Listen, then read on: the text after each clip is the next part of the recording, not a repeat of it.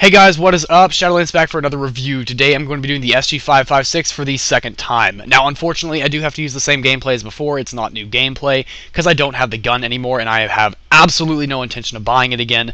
It is a piece of shit gun. It is literally one of the worst guns in the game. I wouldn't say it's as bad as the TAR. I wouldn't say it's as bad as the L85A1 series without scope, but it's pretty bad. It's usable to an extent, but literally there are so many bad points about it that it's really hard to make up for it. I'm going to be comparing it to the basic SG550, not the camo, not the Mark II, because Mark II acts like a completely different beast. It has so many upsides to it, the couple of downsides are very minor in comparison, so I'm going to be comparing that. Also, I have to apologize for the black bars on either side of the screen, because this was the old gameplay rendered in Windows Movie Maker before I really had good rendering programs. I won't be able to change that, so I really gotta say I am sorry for that. So, yeah. Going straight into the gun now, sorry for that long intro. We're seeing a damage of 36, a portability of 62, rate of fire of 74, accuracy of 90, and recoil of 62. Now, when this gun was first released, it was designed to be rivaling the G3, that other assault rifle with very, very low recoil, although not also one of the best guns in the game for a very good reason. It's just the damage drop-off is terrible. Now, the damage of 36 at the time of release was actually quite good. This gun would have been considered very, very good, despite the ammo capacity being 20 of 80 for 100 total shots. The damage of 36 was considered pretty much average, and that was basically what it was around the time of the gun release. And basically, it's not that good of a gun for a few reasons. I'm going to start going into those now. The portability of 62 is a little above average. Rate of fire of 74 was considered very, very high for the time of release. Nowadays, 70 to 74 is just average. Accuracy of 90 was very, very high. It's like G36 accuracy. You will hit every shot. And that's pretty much true of this gun. The recoil is very, very low. Tapping is very easy. Spraying is very easy, even at long ranges. And the recoil 62 is very low, as I just said. And the pattern makes it even smaller. So, statistically, it's low. And it's also very, very low for the actual, pattern. It's only fully automatic and can be fully customized with sights, magazine, and suppressor. So you might be thinking, what's so bad about this gun? It sounds fantastic. Well, there's a lot of things that are bad about this gun. First of all, the damage of 36 is much lower than today's standards. It's really not that good. The damage that you would want to be looking for today is anywhere between 39 and 43. That's considered average. 36 is minuscule. On top of the fact, this gun has among one of the worst damage drop-offs in the entire game for an assault rifle. It is god-awful.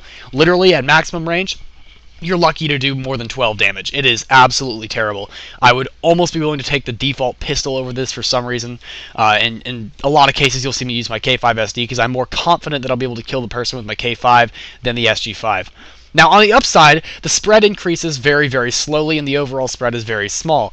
However, it is smaller on the SG556 Mark II. So the only reason you should ever be using this weapon in particular is to upgrade it to the Mark II.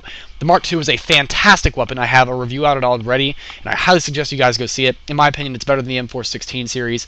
There are several series that are known to be spray guns. They're not intended to be super long-range weapons, and they are to be close-range spray guns, medium-range, low-recoil guns. The G3, the M416, M417 to a certain extent, the ACR series, the SCAR series, all of these have that spraying attribute to them. The SG556 series, obviously, because it's part of the review.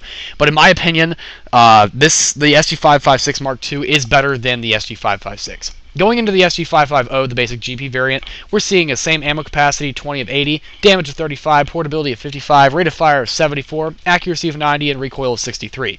So the damage gets a 1-point increase to the SG556. Portability gets a whopping 7-point increase, which is greatly appreciated because the basic SG550 is very, very not portable, which is terrible.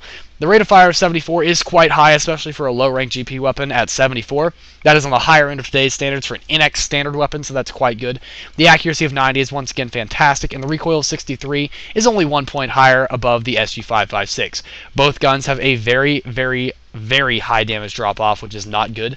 And both of them have very low recoils. Same pattern. Basically, if you want to test out the SG556 without upgrading it, get yourself an SG550 or the camo, and that's basically what you're going to be using. It's nothing super special. All variants of this gun are fully automatic. If they had a burst mode, they'd be far too OP.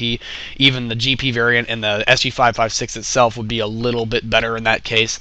I'm probably going to be rating this gun like a 4 of 10 at best, because it is a very usable gun, as you'll be able to see multiple times here. I get lots of accolades, but the actual overall use is just not very well appreciated in my opinion. I don't appreciate it.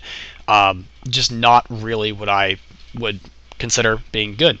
As far as what I would recommend, ACOG or ITAC is entirely up to you. You can tap fire this gun at longer ranges and accurately aim headshots, or you can use an ITAC and spray your opponents down. That's going to work too. Either one is going to work fine. I usually prefer the ITAC scope because I find that to be more useful, just for me.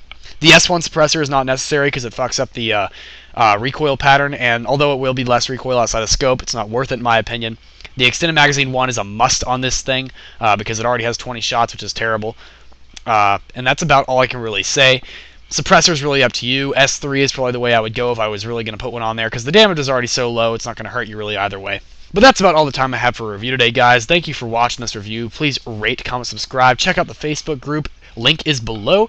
Please do check that out and come support us. We have a lot of people in the group, and I'm always looking for more. Please check out more videos, and I will see you guys in the next video. Shadolance out.